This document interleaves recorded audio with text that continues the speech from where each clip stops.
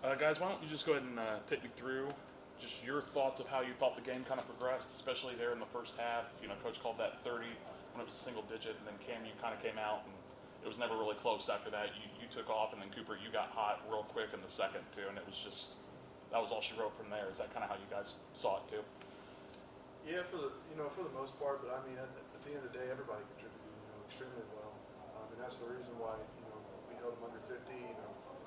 Kind of fed up our defense. In that first half when your shot's not falling or you're not necessarily alive on offense yet, you got to rely on your defense. And we did exactly that. And I just told him while we were out of the game that he was a huge reason in that first half. I know we're only up 12 at halftime, but we were up 3-4 points for most of the half. So when he took off, and that really got us going. So he led us very well today in that first half just to get us going. So Kind of like sums our team up a little bit. We kind of just focused on feeding our high hand.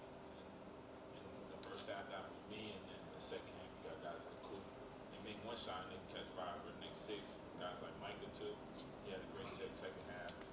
Just feeding each other. Make sure we feed the high hand, make the extra passes. Coach was talking about, how you hadn't made it three yet, Cam. How good did it feel to see that first one go through, and then you really just caught fire, as Cooper said there in that first half after that first one went through. Yeah, he had a lot of jokes for me in the beginning of the game. Rebounding, 3-point percentage. Just focusing on making the next right play. You got guys like Coop just coming up to me in my ear, stay aggressive, keep the confidence and stuff like that. So after that first one went in, all she wrote kind of. yeah, when you got players like this guy sitting next to me, Xavier, Micah, I can go down the line, Hobbs, Julian, Goff, everybody on the team. You've got players who are extremely good at one thing. I think my biggest part of leading is making sure that they take advantage of their strengths and get to those positions. In that first half, there's going to be some nights it's not Keenan. There's going to be some nights it's going to be Jabo. It's going to be Micah. But tonight, in that first half to get us going and absolutely help us on both ends before it was him. He played extremely well. Felt like you guys kind of settled more into the rhythm too in the second. I just saw, I didn't even realize that you didn't get to the free throw line in the first half. You made that more of an effort there in the second of, doing the pump fake drive, try to go in and attack. Was that kind of the game plan for you guys too? Just, we know that, you're better than what your stats show at the end of the day, being a free throw shooting team. This is a team that can shoot 75-80% from the free throw line. Yeah, you're absolutely right. And that's something, as a mentality and an identity that we're trying to build is paint touches. Once you get in that paint, you make the right decision. Probably 7 times, if not 9, in between 9 times out of 10. You're looking at great shots every possession once you're hitting that paint. Sometimes it doesn't work that way every single time, but you want your 70-80% of your shots coming from paint touches in and out. One way or another, whether it's through a drive or through a dump down or whatever it is. We've got so many guys who can get in the post, as you see today. Jabo can pass it across the floor on a dime, just like that. So we've got a lot of guys who can do that, put guys in positions to score. But yeah, I'd absolutely say that's an identity of us that we build more.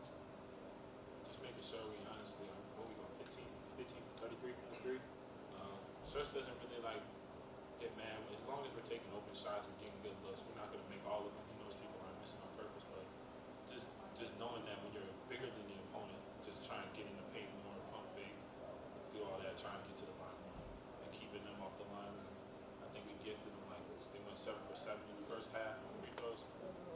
You take those out the mark, we're up by 20 and a half. So. I asked Coach, I'll ask you both too.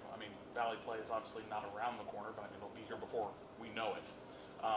Rebounding is something that this team is going to have to get better at. You both know that. Cam, you had a double-double tonight. Coop, you were 2 away from a double-double of your own in rebounding. What's it going to take? Because as he pointed out, there is no Trey this year. There is no Jake. There is no guy you go look at and say he's getting 15 boards. What's going to take for you guys to kind of lock in a little bit more and start dominating the rebounding, especially against these smaller teams like Hanover. You ended up dominating there in the second half with it.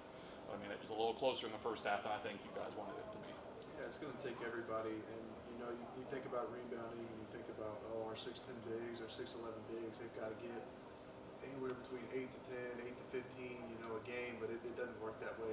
They're the ones who are fighting the other bigs, who's trying to clear out the lane for us guards to get down and get there. So that responsibility, believe it or not, relies on us more than it does the bigs. But once you can get those bigs getting 5 to 10, having great games like Calix did against Green Bay and had 13, you're looking at a whole different level of rebounding at that point. So responsibility's got to be on us guards to go, clean it up after our bigs are taking care of business for us too. So All we can ask for Cadence at, well, Cadence especially at being an undersized big is just to clear the paint out for us to just go in and fly in and get rebounds.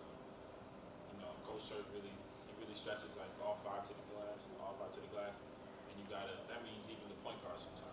Mike can get in there and fight and be scrappy. Julie can get in there and fight and get scrappy, and then just like me and Coop today, flying in and just coming in. I had 10, he had 8, so it's perfect.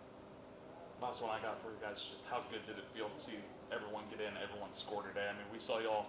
We know that Sam is, up there in popularity. He checks in and the crowd, of course, erupted, but then he scores.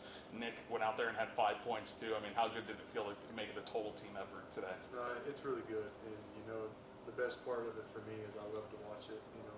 All happen. They practice so hard every single day. At the end of the day, they might not get the chance that they want, on that floor. But once they get it, I love them. I love them to death. And I fight every day and practice hard as I can every day, just so guys like that can see the floor. It's just special to see two guys who work their butts off every single day get in there and have a little bit of contribution to tonight's win too. So. And then Sam plays a really big part of the team. Just controlling the bench, keeping the energy up, knowing that he might not get in that game, but just keeping that in constant energy. And then once during medias, he's gonna be the first guy in your ear, telling you what he sees, so it's easier for you. Just maybe like, catching on the run and getting the paint, driving kick. Your man's looking to go back door, watch the cuts. It's just little comments that he makes throughout the game, and the energy he brings in the practice, the games, you can't match it. Anything else, guys? Thanks, folks.